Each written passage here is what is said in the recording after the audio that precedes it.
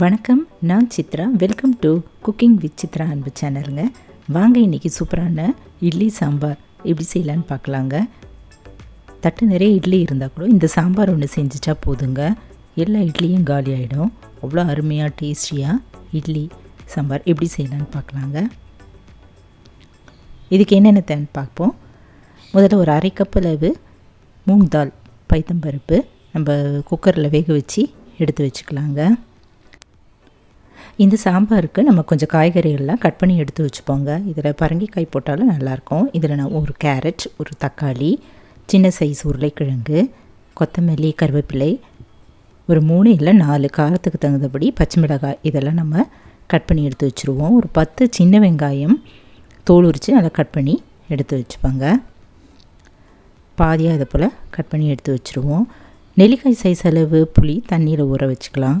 இப்போ இந்த சாம்பாருக்கு வறுக்க வேண்டிய பொருள்லாம் என்னென்னு பார்த்துக்கலாங்க. 1.5 டீஸ்பூன் அளவு தனியா, 1.5 டீஸ்பூன் அளவு கடலைப்பருப்பு, அரை டீஸ்பூன் வெந்தயம், ஒரு பீஸ் அளவு பெருங்காயம், 2 வரமிளகாய், 2 இல்லை 3 வரமிளகாய், 1 டீஸ்பூன் அளவு ஜீரகம் இதெல்லாம் எடுத்து வச்சுப்போங்க. இதில் காஷ்மீர் சில்லி போட்டால் நல்லா கலர்ஃபுல்லாக இருக்கும். இப்போ இந்த பொருளை நம்ம வறுத்துப்போம். அடுப்பில் ஒரு கடாய் வச்சுட்டு 2 ஸ்பூன் ஆயில் ஊற்றிட்டு பெருங்காயம் போட்டு நல்லா வறுத்து எடுத்து வச்சுருவோம். இப்போ அடுத்து வெந்தயம் போட்டு உடனே எடுத்துருவோங்க. கருத்துரும், அதனால் போட்ட உடனே நம்ம எடுத்துருவோம். செவந்ததும் எடுத்து வச்சுருவோங்க. இப்போ மற்ற பொருள்லாம் சேர்த்துடலாம். கடலைப்பருப்பு, தனியா, மிளகாய் இதெல்லாம் சேர்த்துட்டு நல்லா செவக்க வறுத்து எடுத்து வச்சுருவோங்க.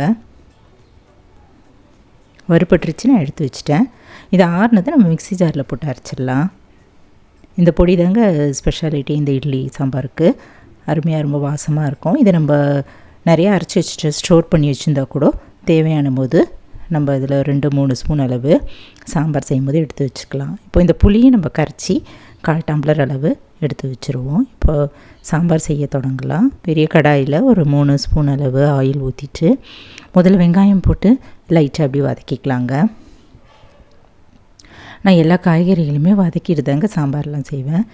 இப்போ கருவேப்பிலை, பச்சை மிளகாய் இதெல்லாம் போட்டுட்டு வதக்கிக்கலாம். நம்ம இந்த காய்கறிகள்லாம் இது போல் வதக்கி செய்கிறதால வாசம் கொஞ்சம் எக்ஸ்ட்ரா நல்லாயிருக்குங்க.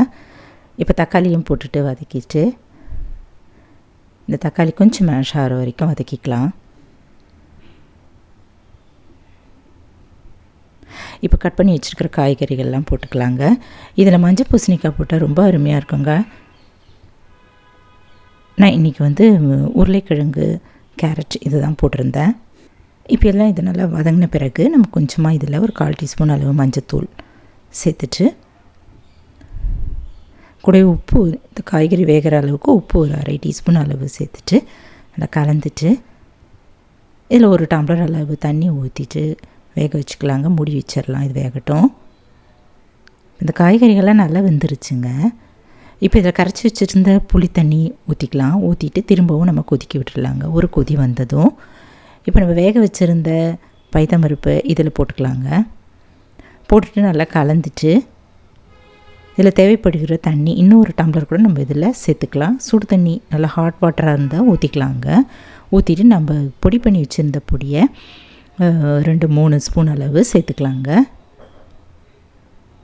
நம்ம இதில் எவ்வளோ காரம் தேவைப்படுகிறதோ அது தகுந்தபடி இதில் பொடியை இன்னும் கூட ஆட் பண்ணிக்கலாம்.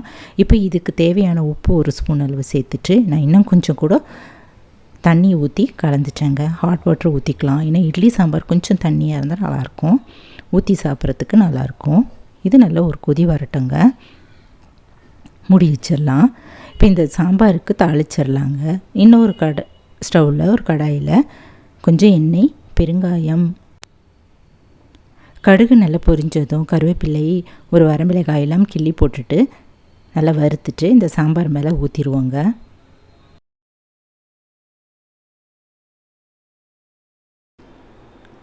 இப்போ சாம்பார் நல்லா கொதிச்சிருச்சுங்க. இப்போ நம்ம இறக்கிடுவோம். கடைசியாக இறக்க போகிற டயத்தில் ஒரு டீஸ்பூன் அளவு வெல்லம் இதில் சேர்த்துட்டா அது டேஸ்ட்டாக இருக்குங்க. எக்ஸ்ட்ரா ஒரு ருசி இதில் கொடுக்கும். இப்போ கொத்தமல்லி தழைகள்னா அதையும் கட் பண்ணிவிட்டு மேலே அப்படியே தூவி இறக்கிடுவோங்க. அருமையான இட்லி சாம்பார் தயாராகிடுச்சுங்க. சூடான இட்லி தட்டில் போட்டுட்டு இதையும் ஊற்றி கொடுங்க. அவ்வளோ விரும்பி எல்லாருமே சாப்பிடுவாங்க. பசங்களுக்கு இது இப்போ தனியாக ஊற்றி கொடுத்தேங்க. எனக்கு எப்போவுமே இட்லி மேலே அப்படியே ஊற்றி சாப்பிடதாங்க பிடிக்கும். அட்டகாசமான இந்த சாம்பார் நீங்களும் ஒரு முறை இது போல் பொடி நல்லா வறுத்து அரைச்சி சேர்த்து செய்து பாருங்கள். இந்த சாம்பார் வந்து நம்ம இட்லிக்கு மட்டும் இல்லைங்க, வடை அப்புறம் பொங்கல் தோசை எல்லாத்துக்குமே சைட் டிஷ்ஷாக தொட்டு சாப்பிட்டா அவ்வளோ அருமையாக இருக்கும். நீங்கள் இந்த இட்லி சாம்பார் ஒரு முறை இதுக்குள்ளே ட்ரை பண்ணி பார்த்துட்டு எப்படி இருக்குன்னு சொல்லுங்கள். இந்த வீடியோ பிடிச்சதுன்னா என்னுடைய சேனலுக்கு ஒரு லைக் கொடுங்க, சப்ஸ்கிரைப் பண்ணிக்கோங்க, கமெண்ட் பண்ணுங்கள். தேங்க்ஸ் ஃபார் வாட்சிங். நம்ம அடுத்த வீடியோவில் பார்க்கலாம். நன்றி, வணக்கம்.